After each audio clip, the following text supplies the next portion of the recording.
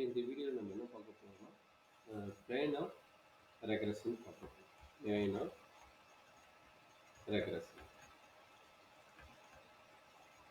So டோட்டலாக பார்த்தா 2 variable concept நம்ம வந்து ப்ரீவியஸ் வீடியோவில் பார்த்துட்டோம். இதில் பார்த்தீங்கன்னா 3 வேரியபிள்ஸ் ரெக்ரெஷன் பிளேன் எப்படி நம்ம ஃபைண்ட் பண்ண போகிறோம் பார்த்துருக்கோம். இதோட நியூ நோட்டேஷன் என்னென்னா ஆல்ரெடி ரெக்ரெஷன் சொல்லிட்டுச்சுன்னா P நோட் பண்ணுவோம். இங்கே 3 வேரியபிள் வருவாங்க. ஸோ கான்செப்ட் P12.3 அப்படின்னு வச்சுட்டு போடுறாங்க. That is equal to formula σ1 divided by σ2 determinant of R12 R23 and R13 1. So divided by determinant of 1 R23 R23 1. This is for P123 value. In new notation omega. Omega is a determinant of all represented with correlation coefficient. This notation is for correlation coefficient the variable x1, x2. This one is correlation coefficient of x2, x3, and this one correlation coefficient of x1, x3. Same idea using 3 regression coefficient concept is there.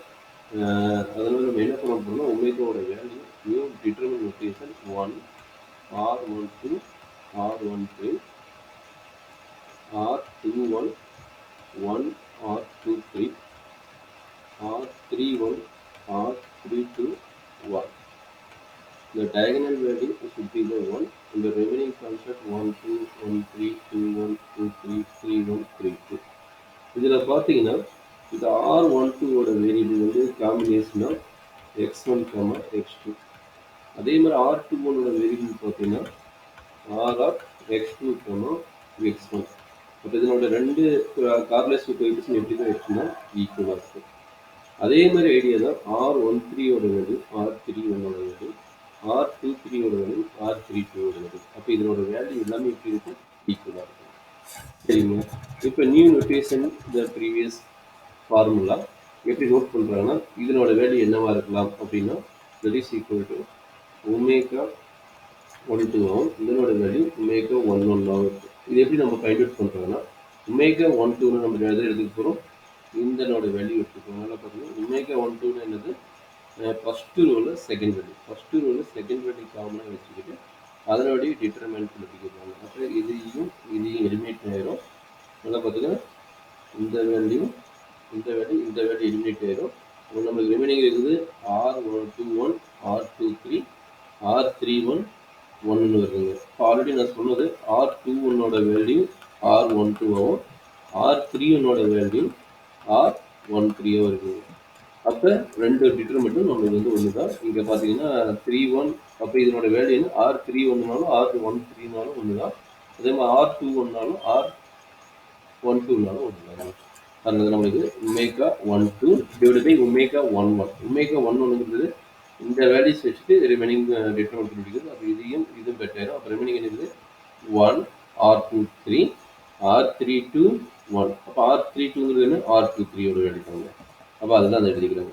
அப்போ இந்த ஒமேகாவை replace பண்ணி நம்ம another ஐடியாவில் எப்படி எழுதலாம் omega equal to general format 1 R12 R13 R21 can be written as 12 1 R23 R31 can be written as R13 R23 and 1. This is another format of the omega value. சரிங்களா. அப்போ P12.B நம்ம பயன்படுத்திக்கிறோம். இதே மாதிரி another idea இதே வச்சுட்டு R13.2 எழுதலாங்க. எப்படி எழுதலாம் பார்த்துக்கோங்க. σ1 divided by the variable σ3. அதாவது இது ஃபஸ்ட்டு டினாமினேட்டரில் இருக்குது. டிட்டர்மினன்ட் என்ன வருதுன்னு பார்த்துக்கோங்க. 13 இங்கே ப்ரீவியஸ் நம்ம என்ன போட்டுக்கிறோம் பாருங்கள். ஒமேகா 12 அதாவது இந்த வேல்யூஸ் 12 போடும்போது நம்ம இங்கே ஒமேகா 12 வருதுங்க. அப்போ அதனோட டிட்டர்மினன்ட் டிவைடட் பை ஒமேகா 11. இந்த ஒமேகா 11 வந்து டினாமினேட்டரில் எப்பயும் காமன் தான்.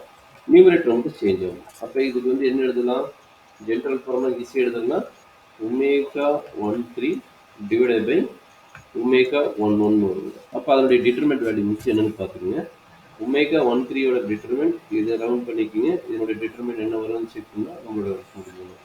அப்போ நம்மளுக்கு என்ன கிடைக்குது பாசிட்டிவ் நெகட்டிவ்னால அதனால கொஞ்சம் கேர்ஃபுல்லாக பார்த்து எழுதணும்.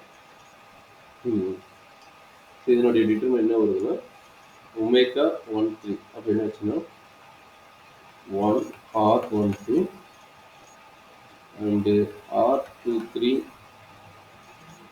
R sorry R23 R13. This is determinant of the corresponding R. Okay.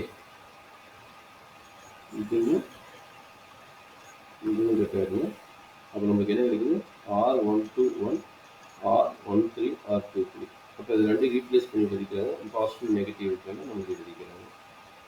divided by determine 1 R23 1 R23 1. This is a formula for the P1. Okay. இதுதான் நம்ம பேசிக் ரெக்ரெஷன் லைனோட ஃபார்முலா, ரெக்ரெஷன் லைனோட ஃபார்முலா. இதை வச்சுட்டு நம்ம ப்ராப்ளம் நெக்ஸ்ட் வீடியோ